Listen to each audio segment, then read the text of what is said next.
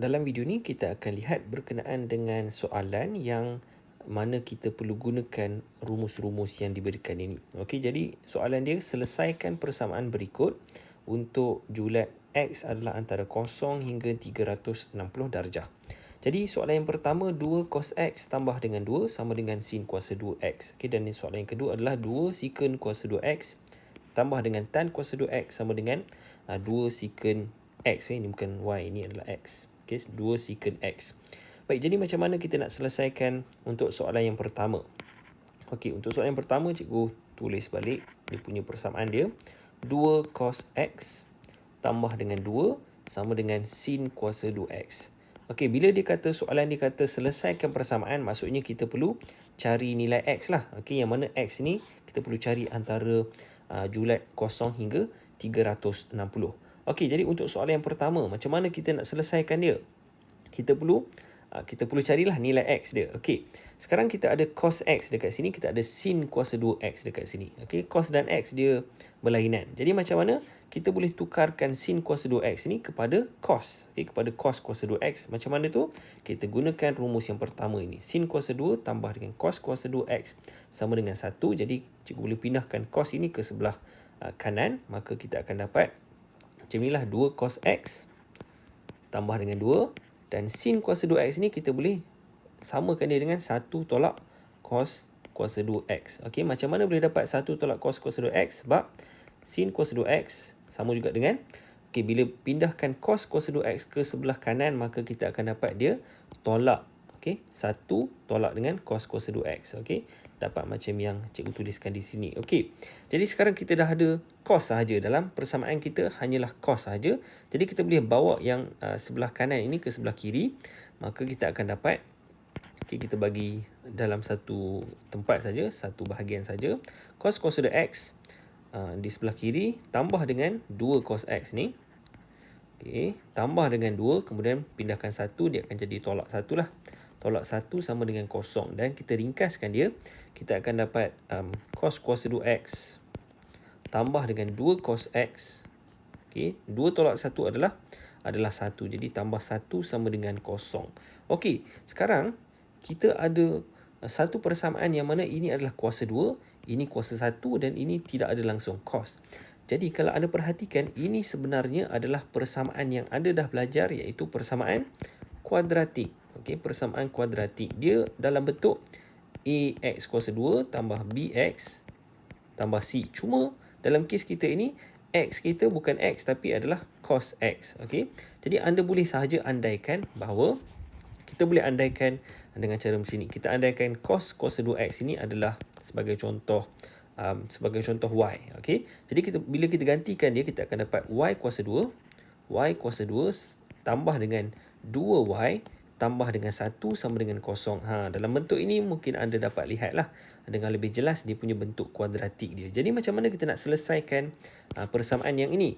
Anda boleh selesaikan dengan pelbagai kaedah lah yang kita dah belajar. Okay, sebagai contoh, masuk dalam kalkulator, kita juga boleh masukkan dalam rumus, dan juga kita boleh buat secara pemfaktoran dan penyelesaian kuasa 2. Okay, jadi macam mana kita nak selesaikan, guna mana-mana kaedah. Jadi dalam kes ini cikgu gunakan kaedah pemfaktoran lah. Okay, yang mana yang ini, ataupun masukkan dalam kalkulator. Kita boleh tekan A sama dengan 1, B sama dengan 2 dan C sama dengan 1. Okay, masukkan dalam rumus pun boleh ataupun masukkan dalam kalkulator. Okay, jadi bila anda selesaikan ini, anda akan dapat nilai dia adalah Y sama dengan negatif 1. Okey, nilai dia adalah Y sama dengan negatif 1. Hanya satu jawapan sahaja yang ada. Jadi seterusnya, kita tak boleh tinggalkan jawapan dalam bentuk ini sahaja. Sebab ingat, kita dah gantikan cos kuasa 2X. Bukan cos kuasa 2X tapi cos X ni. Cos X sebagai Y. Okey, kita gantikan Y sama dengan cos X. Maka sekarang ini kita perlu tukarkan semula cos X ini menjadi Y ini kita gantikan dengan cos X. Okey, jadi kita tuliskan semula cos X sama dengan negatif 1. Jadi sekarang kita boleh selesaikan persamaan ini. Kita dah belajar cos dekat mana dia negatif. Okey, jadi kalau kita tengok pada rumus ni, kalau anda tekan shift cos, kemudian tekan negatif 1 ataupun anda tekankan 1, maka anda akan dapat nilai apa? Okey, cuba tekan dekat kalkulator, shift cos negatif 1. Okey, jadi dia akan berikan jawapan dia lah, iaitu 180. Okey, dia hanya ada satu nilai saja sebab dia punya garisan adalah dekat sini. Okey, jadi jawapannya adalah X sama dengan 180 darjah dan tidak ada nilai yang lain ya. Tidak ada nilai yang lain yang bagi kita nilai cos sama dengan negatif 1. Ataupun kalau anda perhatikan pada graf untuk cos, anda boleh dapat jugalah daripada graf cos dia bentuk macam ni. Okey, yang mana ini adalah 360, ini adalah kosong dan dekat sini ini adalah negatif 1. Jadi dekat sinilah dia punya jawapan dia adalah 180 dekat paksi X ini. Okey, jadi ini untuk soalan yang pertama. Kita ada soalan yang kedua. Kita cuba selesaikan soalan yang kedua. Cikgu padam dahulu. Okey. Kita padam dulu. Kita tengok pula pada soalan yang kedua. Selesaikan juga untuk soalan yang kedua ini. Okey, soalan yang kedua ini mungkin nampak macam sukar sikit, tapi sebenarnya senang saja. Sama macam soalan yang pertama, kita perlu gunakanlah mana-mana rumus yang berkaitan dekat sebelah kanan ini. Okey. Jadi dalam kes ini kita ada secant kuasa 2, tan kuasa 2 dan 2 secant secant. Okey. Maksudnya sekarang ini kalau anda perhatikan, kita ada secant dekat sini dan kita ada secant kuasa 2 dekat sini dan tiba-tiba kita ada tan. Okey. Jadi kita tak nak tan ni sebab kita nak bagi dia dalam bentuk kuadratik. Okey. Kalau tengok secant kuasa 2 dah cantik sebab dia dah dalam bentuk kuasa 2 dan kita juga ada secant kuasa 1. Jadi sekarang kita perlu tukarkan tan ini kepada bentuk secant supaya dia tak kacau lah, supaya kita dapat persamaan kuadratik yang lebih jelas. Baik, jadi macam mana kita nak tukarkan? Kita boleh tengok pada rumus yang berkaitan. Okey, kalau tengok dekat sini, kita ada tan kuasa 2, kita ada secant kuasa 2. Jadi kita boleh gunakan rumus yang ini dan gantikan ke dalam tan kuasa 2. Dan kalau anda tengok tan kuasa 2 ini, cikgu boleh pindahkan 1 ke sebelah sana jadi negatif 1. Jadi kita akan ada tan kuasa 2 sama dengan secant kuasa 2 tolak dengan 1. Okey. Jadi kita selesaikan dia. 2 secant kuasa 2x tambah dengan tan kuasa 2. Tan kuasa 2 ni adalah secant kuasa 2x tolak dengan 1 sama dengan 2 secant x. Okey. Jadi kita boleh ringkaskan dan cikgu bawa yang di sebelah kanan ke sebelah kiri. Maka kita akan dapat 3 secant x. 3 secant kuasa 2x. Okey. Tolak dengan 2 secant x. Okey, ini daripada sini. Dan kita tolak dengan 1. Okey, tolak dengan 1. Semua ini sama dengan kosong lah sebab cikgu dah pindahkan ke sebelah kiri. Okey. Oops. Baik, jadi sekarang ini kita perlu selesaikanlah persamaan yang ini. Sama macam untuk soalan yang pertama tadi. Sekarang kita buat soalan yang kedua. Sama macam soalan yang pertama yang mana kita boleh tukarkan dia. Sebagai contoh, y sama dengan secant x. Maka kita boleh dapat dalam bentuk persamaan kuadratik, iaitu 3y kuasa 2 tolak dengan 2y tolak dengan 1 sama dengan kosong. Okey. Dan anda boleh selesaikan persamaan yang inilah. Okey, kita boleh selesaikan dengan mudah saja.